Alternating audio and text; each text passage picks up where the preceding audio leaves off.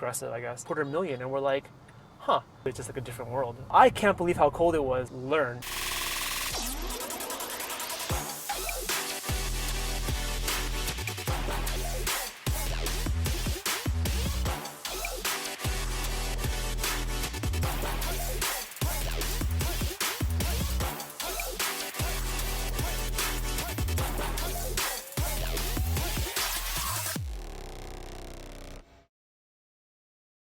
Welcome to the next episode of In China Between Meetings with your host, Marian Danko.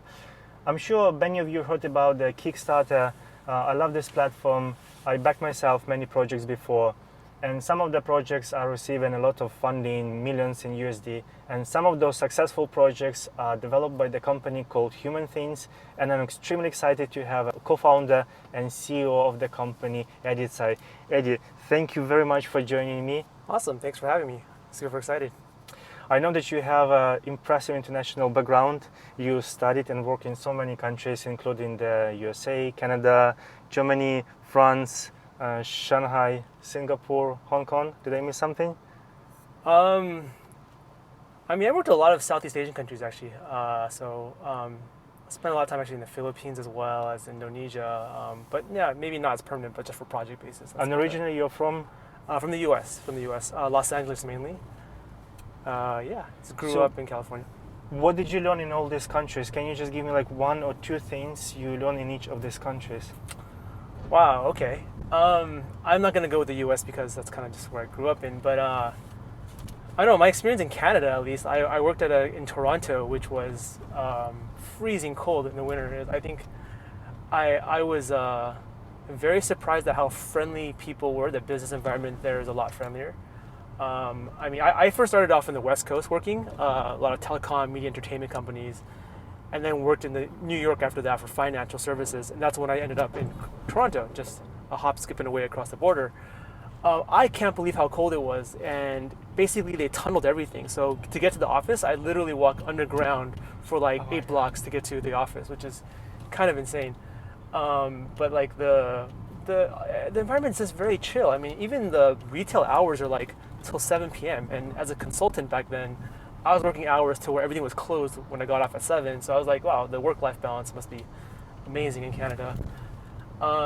Spent a lot of time in Europe. So like Germany, for example, I was in Frankfurt for a payment processing company. And man, I was doing business cases. So I was kind of that bad guy who was crunching numbers for people to see how much money they can save if they move resources to India and whatnot. And so I had to make massive spreadsheets, interview a bunch of CFOs, COOs, see where we can make efficiencies, right? And honestly, the Germans are very precise in looking at every single cell, seeing all the calculations, making sure nothing is wrong. And that was pretty intense for me coming from New York. I mean, people look at numbers, but not like that, doesn't scrutinize it that much. I was kind of surprised. I'd say the UK. I ended up in London and Sherwood Forest, actually, kind of interesting. And that was also for payment processing. And I'm trying to think what I learned there. That people drink quite a bit. Like during the lunchtime, I was just like, wow, we're like in a meeting, let's go to lunch, and we're at a bar. I was like, very strange to me. So I felt like it was, at least in my setting, it was less formal, much more of a social kind of work, at least. Yeah, and then on the flip side, Asia's very different. At least, especially the tiger countries, the small island countries like Singapore, Hong Kong, were much more competitive. People working much later hours, trying to show their boss that they were. Like, I was actually kind of surprised because, as a consultant, I generally want to work closely with my clients, right? Back then, at least. And I felt like people were always trying to sidestep, trying to get in the way, or try to steal the limelight or take credit, and it was just too competitive. I think for what we're trying to achieve, project-based stuff. I also spent some time in Thailand and Philippines and Indonesia, where, for some reason, it was a very much all women in the work. I was in the insurance industry, and it was all women in the offices, but all of like the CFOs were like men, and so we talked to them, and it was actually a very, very tight-knit group of people. Actually, they were all very friendly. So, yeah, different countries. It was kind of interesting working all throughout Southeast Asia and seeing kind of how you can imagine this country soon evolving to there, like different timelines of like the same thing happening. So that was kind of interesting. But yeah, I kind of feel like people in, I don't want to say more developing nations, they seem to be happier in the office. It's weird, right? Like it's their friends, they're not competitive. They're their colleagues they spend time with, they laugh, and they're in the elevator, they're smiling with each other. And I feel like in like Hong Kong, Singapore, they're very much like, I'm gonna eat my lunch at my desk and not socialize and get ahead working, you know. So that was a kind of a difference I saw. Again, I'm sure everyone's experience is completely different, but Interesting. yeah. What was your first big corporate experience? My first big corporate experience. Wow. I was my first client was actually Mattel. So my first job was like consulting, and so my client was Mattel, and I stepped in, and it was a bunch of Barbies and Hot Wheels decorated all over the place. It was kind of eye-opening for me. I didn't expect corporate to be. It was pretty retro. I mean, the office was kind of old. We were working on a project to kind of enhance a toy fair. But yeah, I was kind of surprised at how much time you spend communicating your work versus actually doing the actual work, if that makes sense. So you spend a lot of time on, you know, for me at least, email, PowerPoint, and Excel to validate or justify why you want to do something rather than actually spend the time doing it. And the preparation for it oftentimes is more than the actual effort of doing it, which I thought was very corporate. Yeah, so that was, I mean, it was a fun experience being in a brand I knew. Actually, my next project was even more interesting as a Warner Brothers. And at that time, I was doing what's called business continuity planning. Because after 9/11, people were like, well, what if something happens? What if a tornado came through, an earthquake, a terrorist attack? How do we make sure our movie history is preserved, our film, whatever? And super interesting project. You know, I'd go talking to all the different studio, like different portions, like this TV part, the movie department, and just see what would happen if this happened, and what were their recovery plans for that. And you know, just walking around, I would see like George Clooney prepared for Ocean's 13. Wow. You know, for example, they're playing basketball on a break, and you know, their friend's cafe for the coffee. It's just like living in a weird virtual world. Like you pass through the Gilmore Girls set, and it was like they have fake snow, and it just seemed really funny. Every time you walk through, it's just like a different world. So that was kind of interesting, and I kind of love the media entertainment industry. I never went into it beyond that, but I definitely found that to be a cool corporate experience for my first year of work, I guess. And then you moved to Asia, right? Hong Kong, Shanghai. So you get opportunity to work for Fung Group. Yeah. How did you get to the company like this? It's a huge company. I mean, that's skipping way forward, I guess, the timeline, because like I moved from LA to New York for financial services, and I just got sick of doing all these business cases to let people go, essentially, right?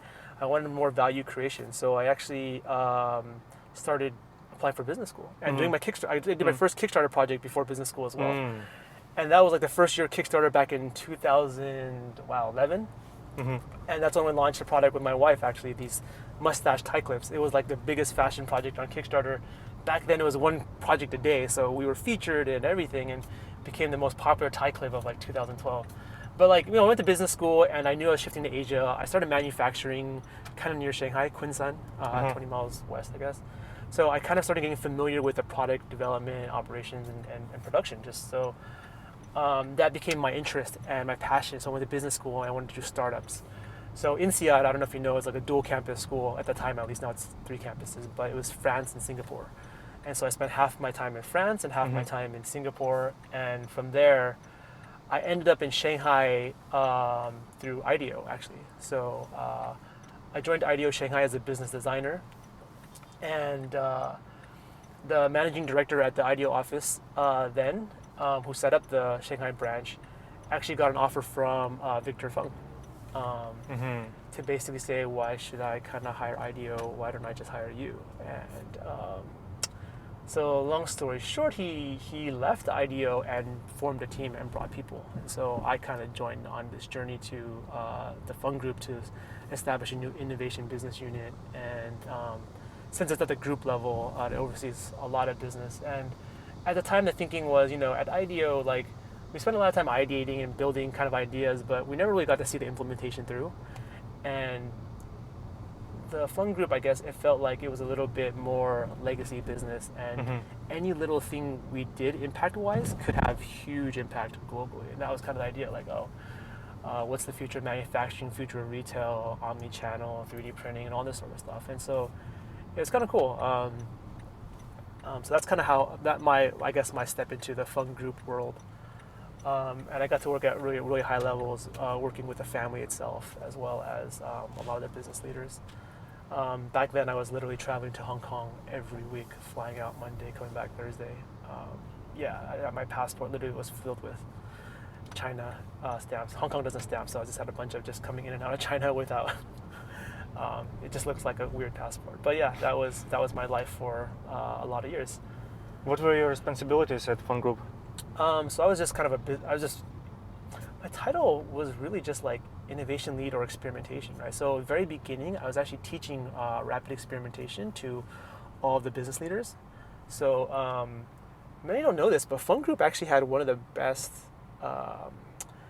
connections with academia, right? So they like to teach and improve their leaders. And so they're the biggest buyer of business education from Stanford and MIT, actually. And so they have these like week-long or 2-week-long courses where they have the business leaders kind of take time off and just learn and improve their skills. And some of these people like never even had a college education, and they're crying that they finally have an official degree from like Stanford or MIT, because a lot of leaders in this supply chain industry come from factories. They're like they're factory managers who kind of switch to Li and Fung. So they're high level, but they were not like highly in terms of academics, So I was basically, I would run like 1-day session out of that week to basically teach them rapid experimentation. And I'd have these business leaders do really funny things that kind of get them out of their shell. Sometimes in Tianzifang in Hong Kong or whatever it was, like we had this bakery. What was that bakery's name?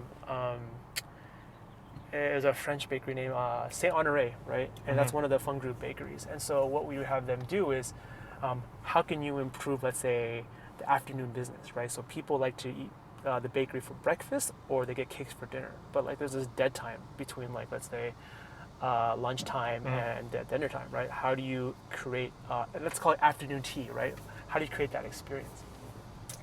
And so basically we would have groups break up and do basically ideal methodologies, right? Rapid experimentation, basically observe behavior of customers, interview what they want, and try to build an idea out, conceptualize it, and run it.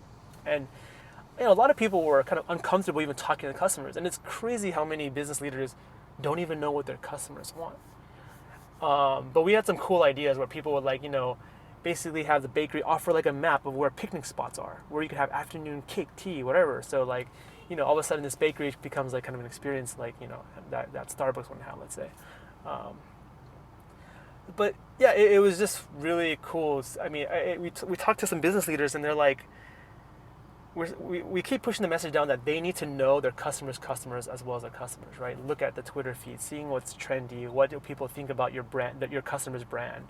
And we can't just be a back office at a supplier, right? And so, because that's how you add value, because honestly, the supply chain, since Alibaba makes sourcing so easy, what is the value left of a middleman kind of like Li and Fung, right? And so you have to go kind of more full service, right? You can't just be, what do you want? Give me the design, give me the factory, here's the sample. It has to be much more than that. It can't just be a merchandiser business. So that was a lot of stuff that we were looking at. What was the transition? So because Li and Fung, a huge global company with 15,000 plus employees, and then you switch to the small startup with few people, what was your motivation? The motivation. I've always been interested in rapid experimentation and Kickstarter, and so one of the projects I did at Li and Fung was Explorium. The first phase of that was basically build this giant site where we would have retail experimentation with customers. So customers would come in, buy and shop, and not even know that they're participating in experiments, and we'd like to see outcomes. Like, would they pursue this or this, what would they buy, stuff like that. And so one of the cool projects I had was for Toys R Us. We were building a drone experience. So the idea was that drones are kind of expensive. Parents aren't just going to buy drones for kids unless kids know how to fly it. So we create this awesome, like, progressive story where kids would learn how to fly drones, like walk the dog or save the city, like where you fly drones over these little Lego sets of Shanghai to light up the city or something like that, right? And then afterwards, kids know how to fly the drone, and then we also share with the parents, what are all the future jobs related to drones? That it's not just for play; it's actually play for. There's actually, I guess, positive value output that comes from it, and so that converted a lot of more sales. And so the team I formed for that was actually a former audio designer, Chris, and my engineer, Andrew, I brought on through the makerspace, Singsojen. I didn't know enough about drones, so I looked for drone classes, whatever, and Andrew was actually hosting that workshop. And from there on, we're like, okay, I'm going to bring you, my drone expert. And so he took the internship. Actually, he was still in college back then. And so after that project, we said we've got to work together some other time. We had all these crazy product ideas. We started doing part-time, designing products, meeting on the weekends to share prototypes and just keep experimenting. And from there, we did eventually launch a project on Kickstarter. We all still kind of had our day jobs. And the project at that time, the first or second week, it started getting to $250,000. And we're like, we could probably leave what we have right now, right? And so, so I actually put my notice in that I was leaving. Chris, who was actually about to sign a contract to design the new Adidas office in Shanghai, actually put that away. And Wow. And my engineer kind of dropped out. And we didn't ask him to, but so I'm not sure I advocate for school. But for him, I mean, we all were making quite a bit of money for that first project. We were kind of shocked, actually. So then we basically, that's how Human Beings was formed. It was kind of a safe landing. To be honest, I gave up a pretty lucrative job myself. That's a big change. It is. No, so it is. Moving a big organization like Li and Fung is very tough, especially when, how do I say this? It's a very incentive-driven business, right? So they have their KPIs, and their KPIs aren't innovation. So it was really hard to actually push businesses to do stuff when they're focusing on their bottom line. And retail's obviously struggling, physical retail, and so there are a lot of customers. There's a lot more focuses on other stuff. It's hard to look that far in the future and invest that far in the future. So, Before we talk more about your successful campaigns, did you have any unsuccessful campaigns? Oh, for sure. We have. I would call them unsuccessful campaigns. Well, I'll just call them products that were not finished, right? Uh-huh. So, to be honest, we can. I mean, back to that previous question, we do move a lot faster as a smaller group, and that's kind of the biggest benefits in terms of why, right? And I love product development, and I love rapid experimentation, making it fast. And I think we do make a lot of products, and to make sure these projects are successful, we do a lot of validation before we launch the campaign. So before any campaign happens, we make sure we have at least an email list of people who are interested in the first place. So we did spend a couple $1,000s to run Facebook ads just to collect people's email. This is the idea. Do you like it? Put an email. We'll let you know when the Kickstarter launches. And we got a significant couple thousand emails actually from that. And we're like, okay, so we know that, let's just say even 5% of these people buy it, we have a successful campaign. So, and that's what we did. And from there on out, it was easier and easier because once you have one email list, you're making the second gaming product, you already have that build on of that list, and it just goes on and on. So yeah, we have a lot of prototypes that have never seen the light of day that we expected to launch, but we never launched. I think a lot of people don't realize how expensive it actually is to actually launch a campaign. I mean, you can just launch a campaign, but the chance of success is much harder unless you prepare a lot ahead. I mean, it's not just investing in video. I mean, investing in a solid prototype, landing at manufacturers, that's a lot of investment in time and making that, usable prototype. You have at least 3 successful campaigns, which are quite big, and in total they got over 4 million USD. Mm-hmm. Can you just briefly tell about those projects? What are those things? Sure. The first project is the world's first USBC Bluetooth audio adapter, which sounds kind of silly, right? It just basically gives you Bluetooth audio through a USB-C audio port, and these have existed forever as USB-A or headphone jack Bluetooth audio adapters, mostly for people who want to play iPod on their car stereo. And so it's kind of a dead industry. And so the Nintendo Switch actually has the game console. Surprisingly, doesn't have Bluetooth audio, and that was kind of one of the biggest gripes for a lot of consumers as well as myself.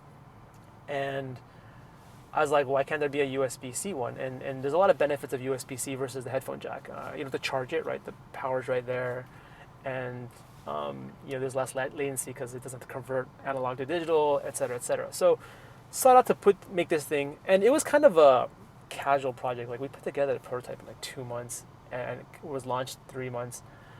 It's funny because we were actually working on another prototype for a portable battery bank that was like a wireless charging stationary cup with these pen-shaped batteries, and it just cost so much, and it was so hard to make these prototypes because they use stainless steel and etc. So while we were waiting for that project to get, you know, film it and all that stuff, we were doing this side project, which was the first successful project, and the actual main project was completely just scrapped, which is ironic. But yeah, that's the first project, and it was a very niche product, and it did really well. It went to all over the gaming industry websites. Gaming is quite a hard industry, to be honest. There's a lot of people who are I guess, trolls or whatever. They're very aggressive, I guess. But once we made our product, it was quite successful, and now 2-3 years later, there's at least 50 knockoffs of our product. But wow. What the biggest thing is we basically reinvigorated the industry for Bluetooth audio adapters. I mean, it was a dying industry. These factories had no other products to go on. Now every factory wants to make this product because it basically makes their product relevant again, because every portable product has Bluetooth already, except for the Nintendo Switch, and no one identified that. But yeah, that was our first product. And our second product, well, we call it the Covert Dock, which is kind of a strange name, but if you know the Nintendo Switch, they have this giant toaster-like dock and a big charger, and so we kind of fused that year, gallium nitride was becoming more popular to shrink power adapters, and so we used that idea to basically shrink the power adapter of the Nintendo Switch and include the docking capability into that power brick. So you kind of have like an HDMI adapter and power into the size, literally 10% of what the Nintendo has. So it allowed you to basically play video games on a big screen at a friend's house without carrying that big dock around. And that was one of our most successful projects. I mean, maybe not financially, but given the crazy amounts that we had, I think it was considered one of our, I guess, blockbuster projects that kind of got us into retail globally after that, actually. Our third project is called Shadowcast. Basically, it's a super small HDMI capture card that basically allows you to play video game consoles on your laptop or computer. And so, to be honest, financially, this was more successful than the previous project, but it leveraged a lot of what we've already built in terms of audience size from our previous product.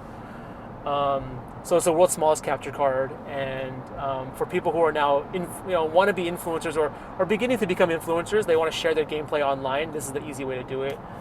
With COVID as well, you can now use SLR cameras with it to FaceTime or Zoom, so you get a better resolution and all that sort of stuff. So it's the right timing for this sort of product. Yeah, and that's kind of the 3 projects we've done so far. Amazing. About the manufacturing part, right? So lots of small startups are trying to manufacture stuff. They actually face so many challenges. How did you manage that? Because it looks like you have a success on this side. Manufacturing is always the toughest part. It's funny. I mean, Kickstarter is known for projects where they overpromise and underdeliver. Many big projects are over a year late in production, or sometimes never see the light of day. That was always a big concern for us, because we knew we weren't just going to be a one project company, that we had to basically keep customers happy and have faith in us so that we can keep going and building more products. Because the philosophy of our company is human things. Like, our little logo is actually 3 mountains with a little red dot, and that's supposed to be kind of analogous to treasure hunting in video games, like RPGs. You go into these places, you find a secret treasure chest, and you find special items in these treasure chests. And we wanted to create these special magical items, and so we weren't just a one-item business. And so our first product, we spent a lot of time in Shenzhen. I mean, we didn't have a manufacturing network. We talked to a lot of different manufacturers, and that's the thing with Kickstarter, is a lot of people don't actually visit the manufacturers before they actually run the project, because it's a big investment to even go look at that. But you need to actually get not just the BOM cost, right? But you also need to look at, well, can these be made? Can these be made in time? Do they have the right components? Where are all the individual components going to be sourced from? I mean, it's crazy, but our Covert Dock has like over 500 individual components, and you need to know kind of where are they coming from, are there shortages of them, how much of these costs is there risk, etc., and what's the QA process. So the first one, honestly, it was tough. We offered customization options for colors. We ended up on the supply chain line ourselves, packaging and helping the factory build because we were late. I mean, the project was bigger than we expected, so we had like a 2-month delivery timeline.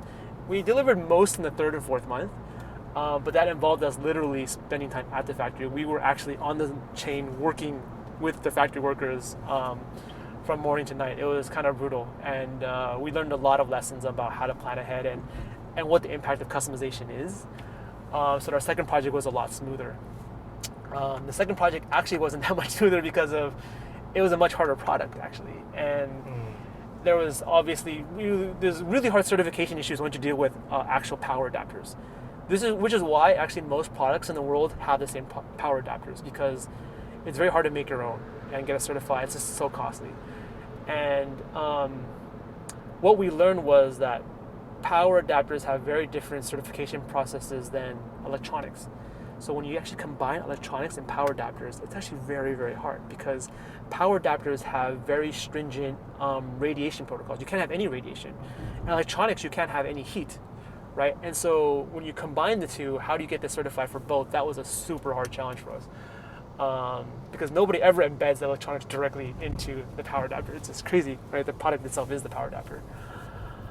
But manufacturing was hard because we were working mostly with I don't want to call it a dumb factory, but basically they make power adapters. So they don't make smart hubs and HDMI adapters. It's kind of more electronics, right? And so trying to blend those two manufacturing processes is very, very hard. That's kind of what we do. We take these factories who seem like they have potential and we upskill them to make new products. And that's kind of, like our Bluetooth audio adapter, they've never worked with USB-C ever. Our power adapters never worked with HDMI hubs or any smart products. So we do spend a lot of time working with the factories very closely, making sure they can build that first prototype. I mean, we build the first prototype, but then making sure that the functional manufacturable prototype is actually possible before we actually take the next step. And I think that's really important. Our designer luckily understands a lot of the manufacturing processes. So just because you can make a prototype or design something that looks and works doesn't mean it's makeable. And that's like a big thing that I don't think many people, especially in the West, get. And so that's kind of where you see, I think the biggest gap is, I think there's a lot of cool concept products in the West that are designed but not manufacturable. And I think on the flip side, a lot of stuff in China it comes from a manufacturing point of view. And so the stuff looks more practical, bigger, bulkier, and not as sexy, but they're easy to make and they're cheap to make. And so that's kind of a dynamic I've seen. Yeah. And the final one, what are you working at the moment? Can you just give the sneak peek into something that might coming up very soon and people get excited about it? Sure. I mean, we're working on something actually that's non-gaming and non-electronic at the moment because the component issues, right? We don't want to get stuck with component shortages, but it's basically, imagine a bottle like this actually, like a drinking bottle, but it produces soda on demand. So like I just push this and now it's carbonated water, I'm drinking carbonated water. And I can do that 3 times before switching out a CO2 cartridge essentially. So that's kind of the basic product. So carbonated water whenever you want. Think of it as a water bottle with soda stream built in, I guess. But we want to go further than that. We want to add like different types of like being able to carbonate juices on the go. So I can go to 7-Eleven, buy an apple juice. I want sparkling apple juice. I want sparkling lemonade. One cool thing we discovered was sparkling coconut juice, coconut water, sorry. And that's kind of what we're looking at. And so yeah, that's something that we're building and prototyping, and it's a whole new skill set for us. We don't really have a mechanical engineering team, but now we're learning. And we want to work with bars. Start saying what cocktails can you make with this, and make that whole interesting recipe book thing. So that's on the non-electronic side. We are making some electronics as well. Earphones are obviously really big right now. Not many people are building gaming earphones, right? So everything's focused on noise canceling, premium music, whatever. But gaming has its own set of problems, and that's something that we're working on. The problem with that is there's only 3 really big manufacturers who do all the good headphones, and they need you to order like 100,000 at a time, so that's kind of our struggle right now. And so it's a big risk, big reward type of thing. Thank you very much, Eddie, for sharing. Thank you. Very insightful, very useful.